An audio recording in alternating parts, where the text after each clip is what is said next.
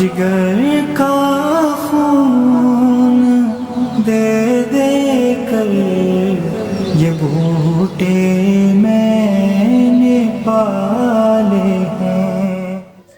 السلام علیکم ورحمۃ اللہ وبرکاتہ۔ ناظرین محترم، قسط نمبر 34 میں آپ کو میدان جنگ میں رومیوں کی شکست کا وہ منظر نظر آئے گا جہاں شہنشاہ روم کا مغرور بیٹا قسطنطین اپنے لشکر کو لے کر راہ فرار اختیار کرتا ہے، تو دوسری طرف دوسرا بیٹا یوکلس جو اپنوں کی سازش کا شکار ہو کر قتل ہونے سے بال بال بچا، وہ اپنے محسن و مہربان اور ناجائز باپ روم کے جنرل انتھونیس کے کہنے پر میدان جنگ سے نکل کر اپنی ماں لیزا کے پاس پہنچتا ہے۔ تو آئیے ناظرین، قسط نمبر 34 آپ کی سماعتوں کی نظر کرتے ہیں۔ بسم اللہ الرحمن الرحیم۔ حضرت عمر رضی اللہ عنہ اس وقت جابیہ کے مقام تک پہنچ چکے تھے جب انہیں ابو عبیدہ کا پیغام ملا کہ رومیوں کو فیصلہ کن شکست دے دی گئی ہے۔ امیر المؤمنین حضرت عمر رضی اللہ عنہ نے وہیں سے مدینہ کو واپسی کا ارادہ کر لیا۔ پہلے سنایا جا چکا ہے کہ امیر المؤمنین اپنے ساتھ ایک لشکر لے گئے تھے، لیکن اب اس لشکر کی ضرورت نہیں رہی تھی۔ امیر المؤمنین کی مدینہ سے لمبی غیر حاضری مناسب نہیں تھی۔ لڑائی صرف حمص اور اس کے گرد و نواح میں ہی نہیں لڑی جا رہی تھی، بلکہ ادھر عراق کی فتح ابھی مکمل نہیں ہوئی تھی۔ کسرائے ایران کی فوجوں کو شکست دی جا چکی تھی اور اب قبضہ مکمل کیا جا رہا تھا، اور مفتوحہ علاقوں کا انتظام اور محصولات وغیرہ کا نظام رواں کرنے کی مہم جاری تھی۔ مجاہدین کے لشکر دور دور تک پھیل گئے تھے اور ان کے قاصد مدینہ پہنچتے رہتے تھے۔ احکامات اور ہدایات جاری کرنے کے لیے امیر المؤمنین حضرت عمر رضی اللہ عنہ کو مدینہ میں ہی رہنا چاہیے تھا۔ حضرت عمر رضی اللہ عنہ جابیہ سے ابھی واپسی کے سفر پر روانہ نہیں ہوئے تھے۔ روانگی کی تیاری ہو رہی تھی کہ ابو عبیدہ کا ایک اور قاصد آ گیا۔ یہ قاصد امیر المؤمنین سے ایک فیصلہ لینے کے لیے آیا تھا۔ صورت یہ پیدا ہو گئی کہ ابو عبیدہ نے مدینہ قاصد بھیجا تھا کہ امیر المؤمنین سے کہے کہ حمص بڑے سخت خطرے میں آ گیا ہے، جس کے لیے کمک کی ضرورت ہے۔ حضرت عمر رضی اللہ عنہ نے کمک کے جو انتظامات کیے تھے ان میں ایک یہ تھا کہ سپہ سالار سعد بن ابی وقاص کو پیغام بھیجا تھا کہ قعقاع بن عمرو کو 4000 سوار دے کر فوراً حمص روانہ کر دے۔ قعقاع بن عمرو برق رفتار پیش قدمی اور چیتے کی طرح دشمن پر جھپٹنے میں خصوصی شہرت رکھتے تھے۔ وہ کوفہ سے 4000 سوار لے کر بگولے کی طرح حمص کو روانہ ہو گئے، لیکن ابھی وہ راستے میں ہی تھے کہ رومیوں پر حملہ کر کے انہیں شام کی سرحد سے نکال دیا گیا اور اس طرح انہیں فیصلہ کن شکست دے دی گئی۔ قعقاع اس وقت حمص پہنچے جب یہ فتح مکمل ہو چکی تھی۔ اس وقت کا قومی اور ذاتی کردار قابل توجہ ہے۔ ابو عبیدہ نے محسوس کیا کہ مال غنیمت کی تقسیم میں قعقاع بن عمرو اور ان کے سالاروں کا حصہ بھی ہونا چاہیے، لیکن وہ تو اس لڑائی میں شامل ہی نہیں تھے، اس لیے ابو عبیدہ خود یہ فیصلہ نہ کر سکے اور انہوں نے فوراً قاصد امیر المؤمنین کی طرف جابیہ دوڑا دیا کہ یہ فیصلہ لائے کہ قعقاع اور ان کے سارے لشکر کو مال غنیمت کا حصہ دیا جائے یا نہیں۔ امیر المؤمنین نے جو تاریخی فیصلہ دیا وہ قاصد کو لکھوا کر ابو عبیدہ کے نام بھیجا۔ اس فیصلے کے الفاظ آج بھی تاریخ کے دامن میں محفوظ ہیں۔ انہوں نے لکھا کہ اہل کوفہ کو مال غنیمت میں اتنا ہی شریک سمجھا جائے جتنا لڑنے والے مجاہدین شریک ہیں۔ قعقاع اور اس کے مجاہدین اس پہلو سے مال غنیمت کے حقدار بنتے ہیں کہ ان کی آمد کی خبر رومیوں تک پہنچی تو رومی مرعوب ہوئے، اور یہ بھی ایک وجہ تھی کہ رومیوں نے شکست کھائی۔ اللہ کوفہ والوں کو جزائے خیر دے کہ وہ اپنے مفتوحہ علاقے کی حفاظت بھی کرتے ہیں اور جہاں ضرورت پڑتی ہے وہاں مدد کے لیے بھی پہنچتے ہیں۔ امیر المؤمنین نے قعقاع بن عمرو رضی اللہ عنہ اور ان کے سواروں کو اہل کوفہ لکھا پہلے بیان ہو چکا ہے کہ جب حضرت عمر حمص کی طرف کمک لے کر جا رہے تھے تو انہوں نے کئی ایک جاسوس الجزیرہ کے عیسائی قبائل میں بھیج دیے تھے اور رومی علاقے میں بھی جاسوس بھیجے تھے۔ انہیں کام یہ سونپا گیا تھا کہ دشمن کے علاقے میں یہ دہشت پھیلا دیں کہ ابو عبیدہ کے عراق سے بھی، مدینہ سے بھی اور کئی اور جگہوں میں سے بھی اتنی کمک آ رہی ہے کہ وہ بڑے سے بڑے طاقتور دشمن کو کچل دے گی۔ یہ ایک نفسیاتی حملہ تھا جو امیر المؤمنین نے کیا تھا۔ اس کا سب سے زیادہ اثر عیسائی قبائل پر پڑا تھا اور وہ رومیوں کا ساتھ چھوڑ کر اپنے اپنے علاقے میں واپس چلے گئے۔ امیر المؤمنین یہ بھی جانتے تھے کہ قعقاع بن عمرو پیش قدمی کس طرح کیا کرتے ہیں۔ ان وجوہات کی بنا پر امیر المؤمنین نے قعقاع بن عمرو اور ان کے 4000 سواروں کو مال غنیمت میں سے پورا حصہ دلوایا۔ پہلے ایک باب میں ایمان بیان ہو چکا ہے کہ امیر المؤمنین حضرت عمر نے کون کون سے سالار کو الجزیرہ کا کون سا علاقہ دیا تھا، اور یہ حکم صادر فرمایا تھا کہ ان عیسائی قبائل کو چین نہ لینے دیا جائے جو رومیوں کی مدد کو 30,000 کی تعداد میں پہنچے تھے۔ یہ سالار اس حکم کے مطابق ان علاقوں میں پہنچ گئے تاکہ یہ قبائل سر نہ اٹھا سکیں اور کہیں ایسا نہ ہو کہ پیٹھ پیچھے سے وار کر جائیں۔ امیر المؤمنین نے یہ سارا محاذ مضبوط کر دیا تھا، اور جب دیکھا کہ رومیوں کو شام سے ہمیشہ کے لیے بے دخل کر دیا گیا ہے تو جابیہ سے واپسی کے سفر کو روانہ ہو گئے۔ یہ اسلامی فتوحات تھی جو بلا شک و شبہ قابل فخر تھی، لیکن فتوحات کا دائرہ اتنا وسیع ہو گیا تھا کہ اس کے مطابق مجاہدین کی تعداد کم تھی۔ یہ امیر المؤمنین حضرت عمر اور سپہ سالاروں کی عقل و دانش کا کرشمہ تھا کہ اسی قلیل نفری کو ایسے پھیلا دیا کہ فتوحات کی وسعت قابو میں رہی۔ تاریخ ہمیں بتاتی ہے کہ یہ فتح بظاہر مکمل تھی، لیکن سانپ ابھی مرا نہیں تھا۔ ہرقل بھی بزنطیہ سے نکل گیا تھا، اس کا رخ ارض روم کی طرف تھا۔ تاریخ سے یہ پتہ نہیں ملتا کہ ہرقل کہاں ٹھہرا تھا۔ تاریخ میں ارض روم یعنی روم کی سرزمین لکھا ہے۔ شام سے کچھ آگے روم کا علاقہ شروع ہو جاتا تھا۔ ہرقل خود تو شکست قبول کر کے چلا گیا، لیکن اس کا کچھ زہر پیچھے رہ گیا تھا۔ مسلمان مؤرخوں نے اس پہلو پر کچھ بھی نہیں لکھا۔ 3 یورپی مؤرخوں کی تفصیلات ملتی ہیں جو ایک اور ہی ڈرامے سے پردہ اٹھاتی ہیں۔ یہ مسلمانوں پر جوابی حملے کی ایک کوشش تھی۔ شکست خوردہ رومی فوج کا کمانڈر یعنی سپہ سالار ہرقل کا اپنا بڑا بیٹا قسطنطین تھا۔ وہ بھی بوکھلا کر بھاگا اور بزنطیہ جانے کی بجائے اس نے انطاکیہ کا رخ کر لیا۔ اسے توقع تھی کہ ہرقل انطاکیہ میں ہی ہوگا اور وہاں سے وہ مصر کو روانہ ہو جائے گا، لیکن راستے میں اسے پتہ چلا کہ ہرقل اس وقت نہ بزنطیہ میں ہے نہ انطاکیہ میں، بلکہ ایک اور جگہ جا پہنچا ہے۔ قسطنطین اس طرف چلا گیا اور اپنے باپ سے ملا۔ محترم باپ، قسطنطین نے خفت مٹانے کے انداز میں کہا، مجھے دلی صدمہ ہے کہ میں آپ کی توقعات پر پورا نہیں اترا، لیکن اس سے پہلے کہ آپ شکست کا الزام مجھ پر عائد کریں، میں آپ کو بتانا چاہتا ہوں کہ شکست کا اصل ذمہ دار کون ہے۔ ہرقل کے منہ سے کوئی بات نہ نکلی، وہ چپ چاپ قسطنطین کو دیکھتا رہا۔ اگر الجزیرہ کے قبائل ہمارے ساتھ رہتے تو آج ہم یوں پسپا نہ ہوتے، قسطنطین نے کہا۔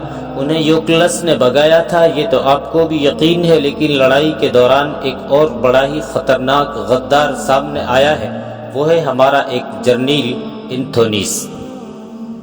اس نے میری آنکھوں کے سامنے 2 تجربہ کار کمانڈروں کو قتل کیا ہے۔ ہرقل چونک اٹھا، وہ جو پہلے نیم بیداری کسی کیفیت میں تھا یک لخت بیدار ہو گیا۔ ہمارے اس جرنیل نے ان 2 کمانڈروں کو قتل کیا ہے جنہیں ہم نے یوکلس کو قتل کرنے کا کام سونپا تھا۔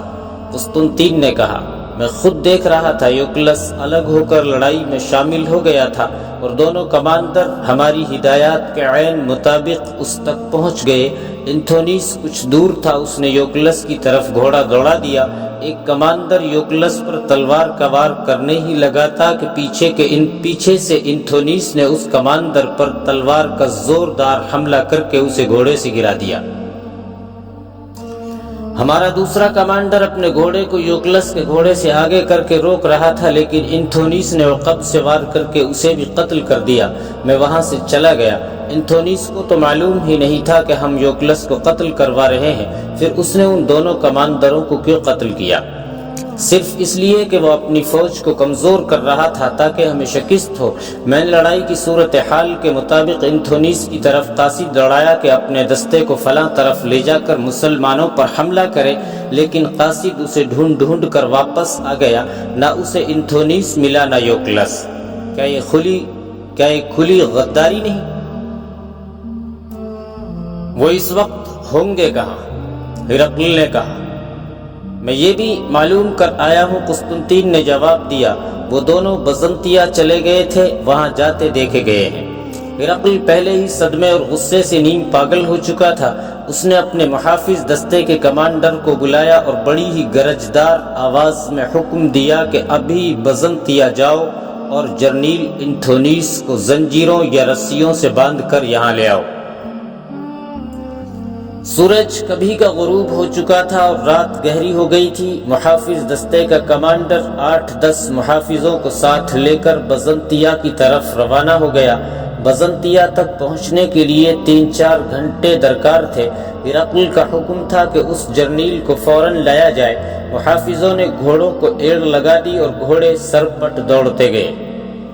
آدھی رات سے کچھ پہلے یہ محافظ سوار بزنطیہ پہنچے۔ بزنطیہ ایک مضبوط قلعہ تھا اور قلعوں کے دروازے سورج غروب ہوتے ہی بند کر دیے جاتے تھے، لیکن اب بزنطیہ کے دروازے کھلے تھے کیونکہ ہرقل نے یہ شہر خالی کرنے کا حکم دے دیا تھا۔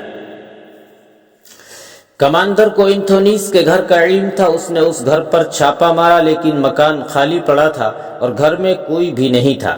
ابھی کئی لوگ شہر میں موجود تھے۔ کمانڈر نے ساتھ والے 3-4 مکانوں پر دستک دے کر سب کو جگایا اور انتھونیس کے متعلق پوچھا۔ انہوں نے بتایا کہ انتھونیس کی بیوی اپنے بچوں کے ساتھ شہر سے نکلتے دیکھی گئی تھی، لیکن انتھونیس کہیں نظر نہیں آیا۔ اس وقت انتھونیس بزنطیہ سے پورے ایک دن کی مسافت جتنا دور نکل گیا تھا۔ یوکلس بھی اس کے ساتھ تھا اور یوکلس کی ماں لیزا بھی۔ تینوں گھوڑوں پر سوار تھے اور چوتھے گھوڑے پر انہوں نے کھانے پینے کا سامان اور کچھ ضروری اشیاء لاد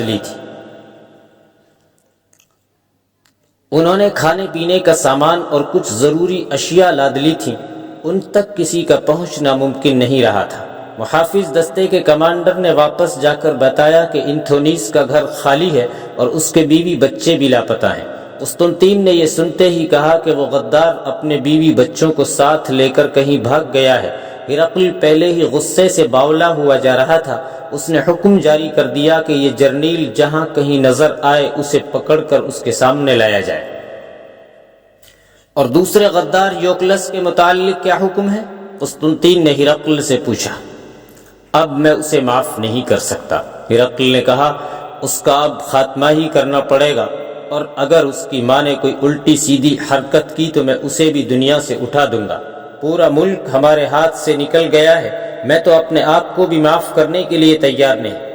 قسطنطین نے ہرقل کو اکسا دیا کہ یوکلس کو گرفتار کر لیا جائے یا خفیہ طور پر وہ جہاں کہیں بھی ہے قتل کروا دیا جائے، وہ لڑائی میں مارے ہی نہ گئے ہوں۔ ہرقل نے کہا، وہ تو لڑے ہی نہیں۔ قسطنطین نے کہا، میں معلوم کروا چکا ہوں، وہ بہت پہلے میدان جنگ سے نکل گئے تھے۔ آخر ہرقل نے یہ فیصلہ بھی دے دیا کہ یوکلس کو قتل کرا دیا جائے۔ قسطنطین اس فیصلے پر بہت خوش ہوا اور اس نے ہرقل سے کہا کہ وہ یہ کام خود کروائے گا۔ وہ باہر نکلا اور اپنے اعتماد کے 2 فوجی کمانڈروں کو بلا کر کہا کہ وہ یوکلس کو ڈھونڈیں اور بتائیں کہ وہ کہاں ہے، اور پھر وہ انہیں بتائے گا کہ انہیں کیا کرنا ہے۔ دونوں کمانڈر حکم لے کر یوکلس کی تلاش میں نکل کھڑے ہوئے۔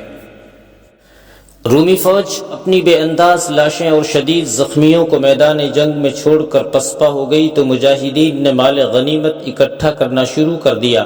سپہ سالار ابو عبیدہ نے یہ یقین کر کے کہ اب دشمن کی طرف سے جوابی حملے کا کوئی امکان نہیں رہا تو وہ حمص واپس چلے گئے۔ اس کے فوراً بعد حمص میں رومیوں کے ہتھیاروں کے انبار لگنے لگے اور جو مال غنیمت ملا تھا وہ سپہ سالار کے آگے رکھا جانے لگا۔ یہ کوئی معمولی فتح نہیں تھی، اسلام کے سب سے بڑے دشمن کو سرزمین عرب سے بے دخل کر دیا گیا تھا۔ ہر کوئی جشن منانے کے موڈ میں تھا۔ مجاہدین کی جو بیویاں، بہنیں اور بیٹیاں ساتھ تھیں، وہ زخمیوں کو اٹھانے اور ان کی مرہم پٹی کروانے کے لیے میدان جنگ میں چلی گئی تھیں۔ شارینہ بھی ادھر ہی جا رہی تھی کہ ایک آدمی نے اسے روک کر کہا کہ روم کی فوج کا وہ افسر جسے ایک کمرے میں نظر بند رکھا ہوا ہے اسے بلا رہا ہے۔ وہ روتاس تھا۔ پہلے بیان ہو چکا ہے کہ اسے کس طرح حدید اور شارینہ اس کے 2 سپاہیوں کو ہلاک کر کے اسے پکڑ لائے تھے، اور اس سے ابو عبیدہ نے معلوم کر لیا تھا کہ رومی فوج کہاں ہے اور ہرقل کی اگلی کارروائی کیا ہوگی۔ روتاس نے جنگی نوعیت کی کچھ باتیں بتا دی تھی، اور جو راز اس نے نہیں اگلا تھا وہ شارینہ نے بڑے خوبصورت دھوکے سے اس کے سینے سے نکال لیا تھا۔ شارینہ نے ہی اسے قید خانے کی بجائے ایک بڑے اچھے رہائشی کمرے میں رکھوایا تھا۔ سپہ سالار ابو عبیدہ نے اس کے ساتھ وعدہ کیا تھا کہ رومی فوج کو شکست دے دی گئی تو اسے رہا کر دیا جائے گا۔ شارینہ تو اسے بھول ہی چکی تھی۔ روتاس نے ایک ملازم کو بھیج کر شارینہ کو بلایا تو شارینہ فوراً اس کے پاس پہنچی۔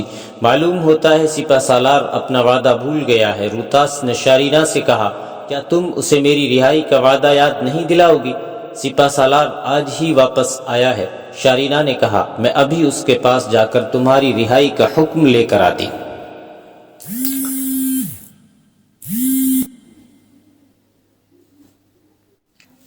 روتاس کے دل پر قبضہ کرنے کے لیے شارینہ اسے یہ تاثر دیتی رہی تھی کہ وہ ایک مسلمان کے ساتھ شادی کر بیٹھی ہے لیکن یہاں نہیں رہے گی، اور اپنے خاوند حدید کو اپنے ساتھ لے کر ہرقل کے پاس واپس چلی جائے گی۔ اب روتاس نے اسے کہا کہ وہ اس کے ساتھ چلے گی یا کیا کرے گی؟ میں تمہارے ساتھ نہیں چل سکوں گی، شارینہ نے کہا۔ اب صورتحال بالکل ہی مختلف ہو گئی ہے۔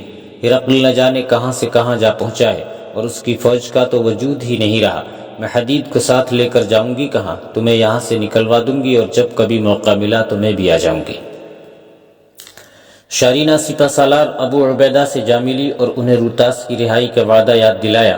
ابو عبیدہ رضی اللہ عنہ نے اسی وقت روتاس کو اپنے پاس بلوا لیا۔ روتاس عربی نہیں جانتا تھا اور ابو عبیدہ اس کی زبان نہیں سمجھتے تھے۔ شارینہ دونوں زبانیں سمجھتی اور بولتی تھی، وہ ان کے درمیان ترجمان بن گئی۔ شارینہ بیٹی، ابو عبیدہ نے کہا، اسے کہو کہ فتح اور شکست اللہ کے اختیار میں ہے، اس لیے ہم سب سے پہلے اللہ کا شکر ادا کرتے ہیں، اس کے بعد ہم اس کے مشکور و ممنون ہوتے ہیں جس نے ہماری فتح کے لیے ذرا سا بھی تعاون کیا ہو۔ میری طرف سے روتاس کا شکریہ ادا کرو کہ اس نے ہمارے ساتھ تعاون کیا تھا، جس نے ہمیں اس فتح میں مدد دی۔ میں اسے کوئی تحفہ دے کر رخصت کرنا چاہتا ہوں۔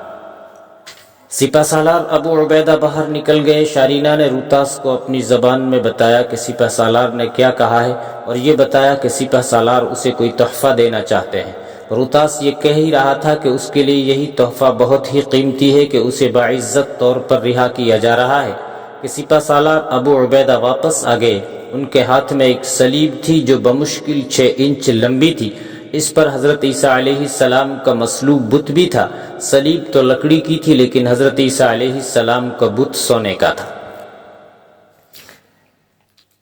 یہ عیسائی ہے، ابو عبیدہ نے کہا، میں اسے اس کے مذہب کے مطابق تحفہ دے رہا ہوں۔ یہ صلیب ایک مرے ہوئے رومی فوجی افسر کے پاس تھی، یہ میرے پاس مال غنیمت کے طور پر آئی ہے۔ اسے بتاؤ کہ سپہ سالار کو اتنا اختیار حاصل نہیں ہوتا کہ وہ مال غنیمت میں سے ایک ذرہ بھی اپنی مرضی سے لے کر خود رکھ لے یا کسی کو دے دے، لیکن اس شخص نے ہماری جو مدد کی ہے اس کا صلہ میں اپنے امیر المومنین کی طرف سے اور اپنے تمام مجاہدین کی طرف سے دے رہا ہوں۔ ابو عبیدہ نے یہ صلیب روتاس کو دے دی اور شارینہ سے کہا کہ باہر سے کسی نائب سالار یا کماندر یا عہدیدار کو میرے پاس لے آئے۔ شارینہ باہر گئی اور ایک ذمہ دار مجاہد کو اپنے ساتھ لے آئی۔ سپہ سالار ابو عبیدہ نے اسے کہا کہ اس رومی کو اپنے ساتھ لے جاؤ اور اسے جو گھوڑا پسند آئے اس پر زین وغیرہ ڈال کر اسے دے دو، اور کسی ایک مجاہد کو اس کے ساتھ بھیجو جو اسے میدان جنگ سے کچھ آگے تک چھوڑ آئے۔ ابو عبیدہ نے یہ انتظام یہ سوچ کر کیا تھا کہ مجاہدین اسے رومی سمجھ کر پکڑ نہ لیں۔ سپہ سالار کا میری طرف سے شکریہ ادا کرو شارینہ۔ روتاس نے کہا، مجھے آج پہلی بار معلوم ہوا ہے کہ مسلمانوں کا کردار کس قدر بلند اور قابل تعریف ہے۔ میں اب سمجھا ہوں کہ اسلام کیوں اتنی تیزی سے پھیلتا جا رہا ہے۔ انہیں یہ بھی کہو کہ میں اس جنگ و جدل کو بھول جاؤں گا، ملک شام کو بھی بھول جاؤں گا، لیکن سپہ سالار کا حسن سلوک کبھی نہیں بھول سکوں گا۔ روتاس نے سپہ سالار ابو عبیدہ کے ساتھ ہاتھ ملایا اور ایک قدم پیچھے ہٹ کر رومی انداز سے سیلوٹ کیا اور باہر چلا گیا۔